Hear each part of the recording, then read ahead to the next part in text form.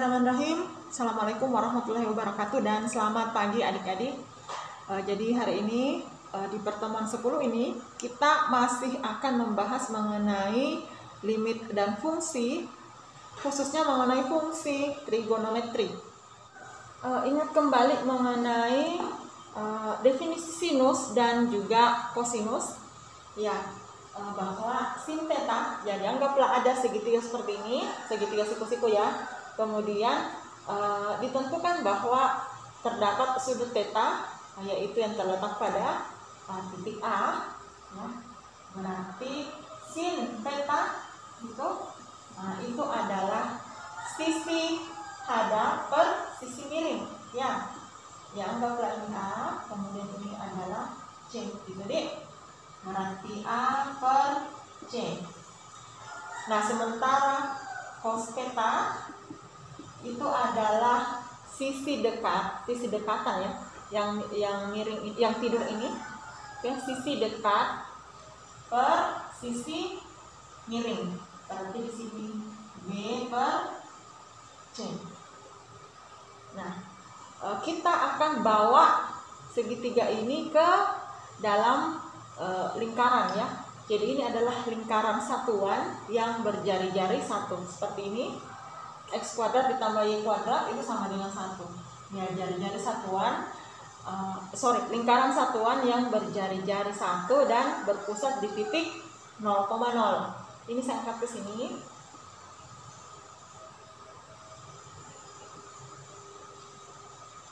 Ya, karena jari-jarinya 1, otomatis panjang dari sisi miringnya adalah 1. Kemudian ini adalah, kalau kita tuliskan dalam sumbu koordinat ya, nah ini adalah panjangnya ini adalah Y, ya kan? Kemudian panjangnya ini adalah X, D. Nah, begitu. Ini adalah theta. Berarti sin theta itu sama dengan A per C. A-nya itu yang di sini ya, berarti Y. Kemudian C-nya kita tahu bahwa jari-jarinya 1, sehingga C-nya juga 1. B berarti di sini Y. Kemudian cos theta itu sama dengan X per 1, yang sama dengan X. Sehingga disimpulkan bahwa sin theta itu sama dengan Y dan cos theta itu sama dengan X. Adik-adik ingat kembali bahwa fungsi trigonometri itu bersifat periodik. Artinya kalau saya berdiri di titik ini dengan sudut theta dari titik pusatnya, saya akan kembali ke titik ini setelah memutari lingkaran ini sebanyak 1 putaran penuh. 1 putaran penuh di sini artinya 1 lingkaran penuh ya. 1 lingkaran penuh itu sudutnya sebesar 360 derajat atau 2pi. Jadi kalau misalnya ada sudut theta, nah itu sama saja kalau theta ditambah 2pi. Nah, jadi itu kita anggap sama ya. Sehingga kalau ada sin theta itu sama saja sin theta ditambah 2pi. Ini juga untuk cos theta itu sama dengan cos theta ditambah 2pi. Adik-adik, kalau kita misalnya mengambil sudut min theta, ya, jadi dia jatuh di titik di sini X, min Y ya. Nah, ini kan bagian dari Y negatif kalau di sebelah bawah nih. Nah, jadi ini titiknya X, min Y, sementara di sini adalah titiknya X, Y. Gitu. Jadi kalau saya tulis sin min theta, nah itu sama dengan, perhatikan ya, Y per Kalau sin theta itu Y per 1. Berarti kalau sin min theta kita ambil di sini adalah min Y. Berarti di sini min Y per 1 sama dengan min Y. Nah, berarti ini sama dengan sin min theta. Nah, itu sama dengan min, karena sin theta adalah Y, berarti sama dengan min sin theta. Ya, gitu. Sekarang untuk cos theta atau untuk cos min theta, nah, berarti X per Y berarti sisi dekat per sisi miring. Nah, untuk nilai X nya sendiri itu kan positif ya, berarti sama dengan X per 1 ya, berarti sama dengan X. Nah, perhatikan nilainya X. Nah, di sini untuk cos theta juga nilainya X. Berarti kita simpulkan cos min theta itu sama dengan cos theta. Sehingga kita bisa simpulkan bahwa fungsi sinus adalah fungsi ganjil, sementara fungsi kosinus adalah fungsi genap. Selanjutnya untuk identitas yang lain, kita perhatikannya bahwa X kuadrat ditambah Y kuadrat itu sama dengan 1. Berarti kalau kita ganti X-nya sama dengan cos theta dan Y-nya sama dengan sin theta, berarti kita dapatkan sudah ada berapa identitas kita tahu di sini. Nah, di sini ada di sini ya. Ya, di sini kita sudah dapat 6 identitas. 1, 2, 3, 4, 5, 6. Jadi kita ganti X-nya dengan cos theta. Dan di sini X kuadrat ditambah Y kuadrat sama dengan 1. X-nya ganti cos theta. Berarti ini sama dengan cos kuadrat theta tambah Y-nya ganti dengan sin theta. Berarti sin kuadrat theta sama dengan 1. Ya, jadi ini adalah identitas ke-7. Selanjutnya kita ke identitas berikutnya. Ya, kalau misalnya saya mengambil sudut pi per 2 dikurang theta, ingat ya, jadi satu lingkaran penuh itu adalah 2pi. Berarti pi per 2 artinya 1/4 lingkaran penuh. Berarti segini. Nah, pi per 2 dikurangi theta, ini adalah tetanya. Berarti ini yang dimaksud pi per 2 dikurang theta. Ya. Ini sangat kecil. Nah, sekarang kita mau mencari sin dari pi per 2 dikurang theta dan juga cos pi per 2 dikurang theta. Lihat ya bahwa untuk nilai sin pi per 2 dikurang theta berarti sisi hadap per sisi miring. Ini sisi hadapnya. Kemudian ini adalah sisi miringnya. Sisi hadapnya itu sebesar XD. Panjangnya ini sama dengan panjangnya ini. Yang sama dengan X. Berarti X per 1. Yang sama dengan X.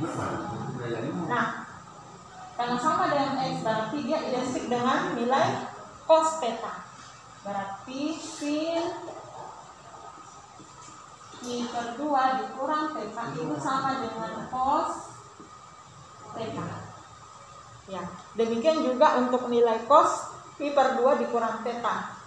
Cos itu berarti sisi dekat berarti yang ini per sisi miring. Nah, ini kan panjangnya itu sama dengan Y.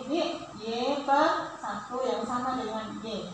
Sehingga kita simpulkan cos pi per 2 dikurang theta itu sama dengan sin theta. Jadi totalnya ada 4, 5, 6, 7, 8, 9 identitas.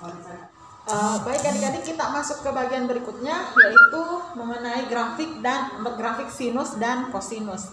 Jadi sama seperti pada bab sebelumnya, untuk bisa menggambarkan grafik suatu fungsi kita harus menentukan titik-titiknya terlebih dahulu. Nah, demikian halnya dengan grafik fungsi sinus dan juga kosinus. Jadi untuk memudahkan saya buat tabelnya seperti ini. tetanya atau sudutnya, kemudian sin theta, dan kolom berikutnya adalah cos theta. Jadi kita ambil sudut pertama terlebih dahulu untuk mewakili, yaitu sudut 0. Nah, sudut 0 masih di visualisasinya masih mengenai lingkaran satuan ini. Nah, jadi kalau sudutnya 0 berarti di sini ya. Nah, ingat tadi bahwa sin theta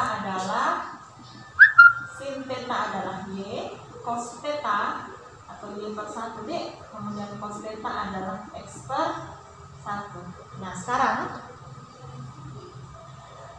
kita ke sin theta. Sin theta adalah y per 1. Nah, di sini kita anggap y-nya itu adalah 0 d. Nah, kita anggap y-nya itu sama dengan 0, berarti di sini untuk theta-nya sama dengan 0, y-nya kita dapat 0. Dipaham ya? Di sini sama dengan 0 per 1 d, karena dia tidak melibatkan unsur y di sini. Jadi kita anggap y-nya itu sama dengan 0. 0 per 1 itu sama dengan 0. Selanjutnya untuk cos theta itu x per 1. Nah, panjangnya ini ke sini itu kan sama dengan jari-jarinya. Nah, jari-jarinya tadi itu adalah 1. Nah, untuk cos 0 berarti di sini ya, sampai ke sini. Nah, ini panjangnya 1, berarti di sini 1 per 1. Kita dapat x-nya 1, berarti itu 1, kemudian per 1 berarti di sini sama dengan 1. Nah, adik-adik kita ke titik selanjutnya. Misalkan titik 45 derajat ya, berarti titik pi per 4 ya. Kalau pi kan setengah lingkaran, kalau 1/2 pi berarti segini ya, 90 derajat. Nah, kalau pi per 4 berarti 45 derajat. Bagi 2-nya yang 1/2 pi. Nah, anggaplah di sini. Ini P tetanya. Nah, sekarang karena ini bagi 2-nya artinya simetri ya. Ini dengan ini simetri. Akibatnya apa? Panjang x itu sama dengan panjang y. Nah, semuanya ini sama panjang. Ya, sehingga kita dapat cos theta-nya. Ya, cos theta sama dengan x per 1 yang sama dengan x. Demikian juga untuk sin theta. Ya, karena panjang x-nya sama dengan panjang y-nya, berarti sin theta juga sama dengan x. Nah, kita gunakan identitas yang tadi kita dapat ya, yaitu sin kuadrat theta tambah cos kuadrat theta sama dengan 1. Nah, sinnya kita ganti dengan x kuadrat itu ditambah cos theta itu x kuadrat juga, cos theta itu sama dengan x, berarti cos kuadrat theta itu sama dengan x kuadrat, sama dengan 1. Nah, sekarang x-nya ini kita itu kan sama dengan cos theta ya, jadi ini cos kuadrat theta itu kita ganti sudutnya dengan pi per 4 ya, pi per 4 tambah x-nya juga adalah cos ya, cos kuadrat pi per 4 sama dengan 1.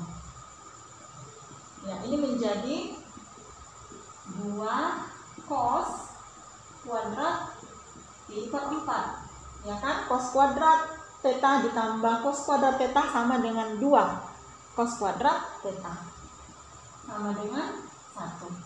Sehingga cos kuadrat theta itu sama dengan 1/2 ya kan, dua ruas ini dibagi dengan 2 supaya 2 di sini hilang. Atau kalau saya katakan 2 ini pindah ke ruas kanan, jadi kalau di sini kali pindah menjadi bagi. Nah, ini kuadrat ya. Supaya kuadratnya hilang, saya harus akarkan. Nah, kalau di ruas kiri itu kita akarkan, berarti di ruas kanan juga kita akarkan. Di sini kita dapat cos theta atau cos pi per 4 sama dengan akar 1/2. Untuk akar 1/2 saya di sini saja ya. Akar 1/2 itu kan sama dengan akar 1 per akar 2. Akar 1 itu sama dengan 1 sendiri. Berarti ini sama dengan 1 akar 2. Ya. Kemudian saya mau rasionalkan penyebutnya. Ya, berarti saya kali dengan akar 2 di kedua, baik di pembilang maupun penyebutnya. Kita dapat yang di atas menjadi akar 2. Yang di bawah akar 2 dikali akar 2, akarnya hilang. Sehingga yang tersisa adalah 2. Di sini kita dapat untuk nilai sin tetanya itu adalah 1/2 akar 2. Begitu juga dengan nilai cosnya. Ya. Dan seterusnya. Untuk sudut-sudut yang lainnya bisa dicari dengan cara yang sama.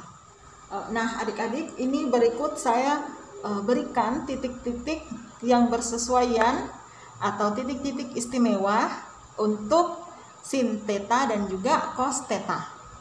Nah, tapi di sini tetanya kita ganti dengan t ya.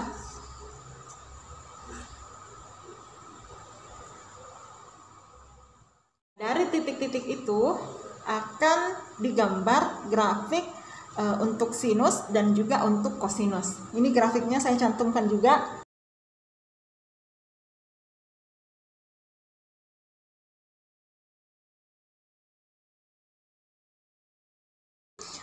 Kemudian dari grafik itu ya, ada beberapa hal yang bisa kita lihat bahwa yang pertama, kedua fungsinya baik fungsi sinus maupun fungsi kosinus nilainya itu berkisar dari -1 sampai 1.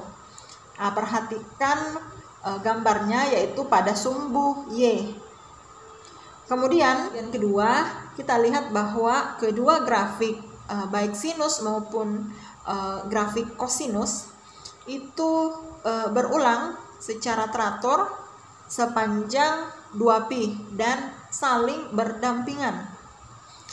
Kemudian yang ketiga, untuk grafik sinus atau sin T itu simetris terhadap titik asal. Dan grafik kosinus simetris terhadap sumbu Y. Nah, di sini dikatakan bahwa fungsi sinus adalah fungsi ganjil dan fungsi kosinus adalah fungsi genap.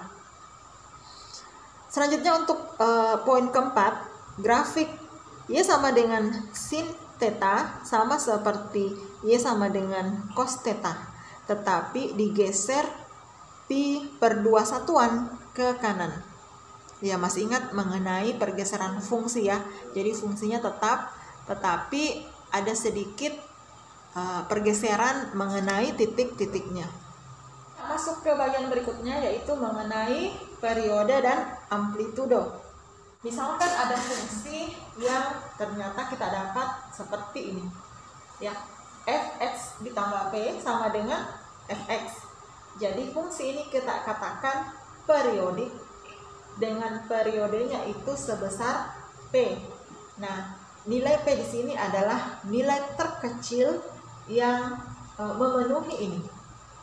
Ya, artinya ada nilai, bisa saja ada nilai P yang lain seperti itu yang memenuhi ini, tapi yang kita nyatakan sebagai periodenya adalah nilai terkecil dari P yang memenuhi fungsi ini. Jadi di sini ada 3 fungsi untuk fungsi sinus ya, dimana ketiga fungsi ini itu nilainya sama dengan sin x ya, sin x. Nah, perhatikan nilainya di sini ada 4pi, di sini 2pi, di sini min 2pi ya kan. Jadi kita akan mengambil nilai terkecil. Dalam hal ini adalah nilai positif terkecil. Ya, tentu saja kita ambil 2pi. Jadi fungsi sinus kita simpulkannya memiliki periode 2pi. Ya, demikian juga untuk fungsi kosinus. Misalkan ada fungsi sin a theta, sin a theta. Nah, kita mau mencari periode dari sin a theta ini. Jadi a ini adalah suatu nilai. Jadi percontohan dari sin a ini misalkan saya ambil sin 2 theta misalkan. Nah, ini contoh biasa ya. Ini kita mau selesaikan yang ini supaya kita dapat bentuk umumnya. Gitu. Nah, karena bentuk sin atau fungsi sin itu dia adalah fungsi yang periodik, sehingga a theta ini saya tambah dengan 2pi, ya kan? Sebagaimana periode dari fungsi sinus secara umum. Nah, selanjutnya kita anggap a-nya ini adalah suatu nilai, misalkan 2 theta, gitu. Jadi saya akan memisahkan antara elemen nilai dengan elemen theta-nya, gitu.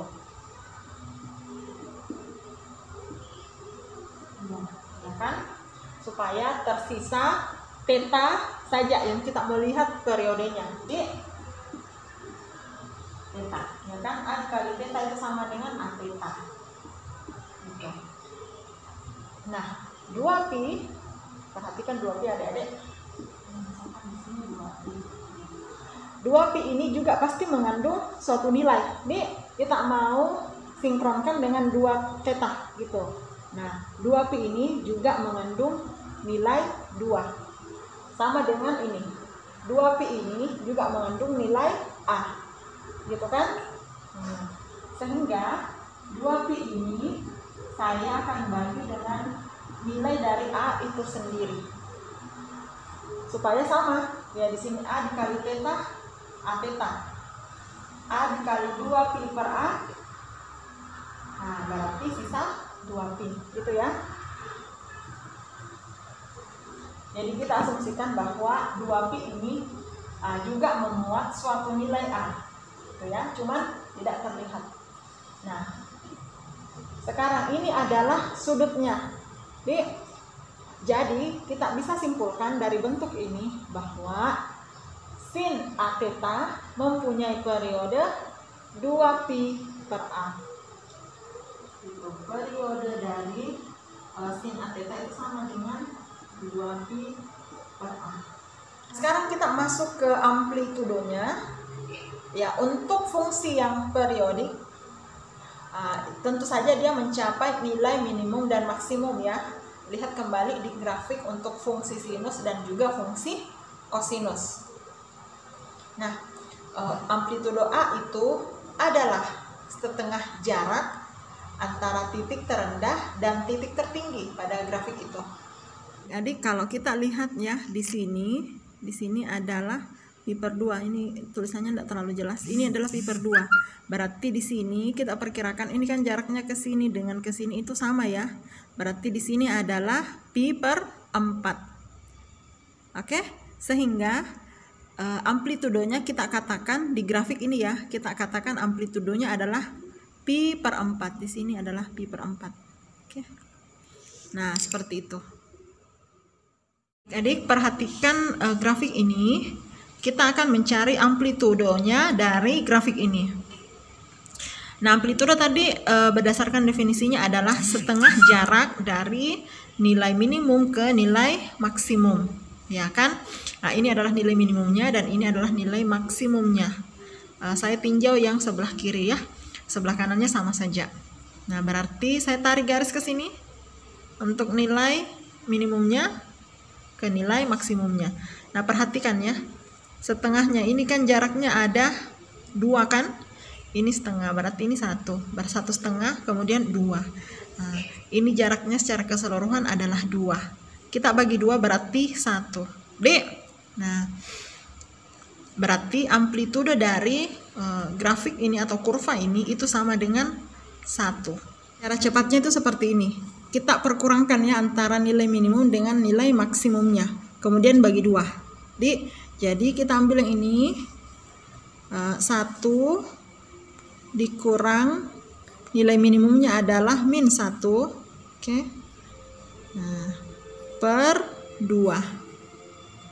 Itu kan. Nah, 1 dikurang min 1 ini kan hasilnya 2. Dibagi 2 kita dapat 1. Nah, seperti itu. Jadi nilai maksimum dikurangi nilai minimum dibagi 2.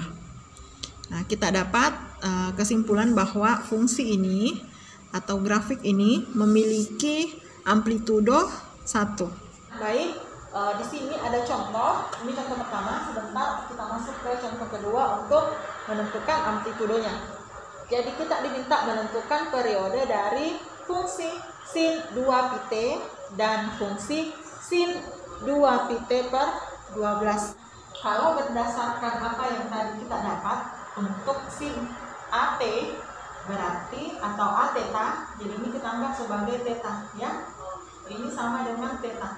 Kalau adik-adik ketemu sin t berarti itu sama dengan theta atau sama dengan x gitu.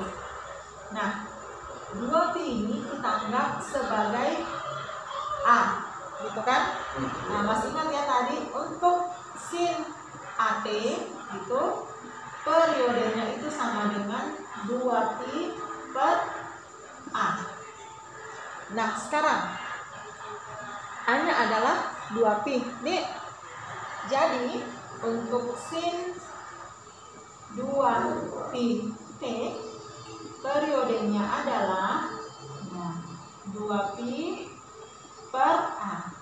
A-nya dalam hal ini adalah 2π. Ya, jadi kita simpulkan bahwa periodenya adalah 1.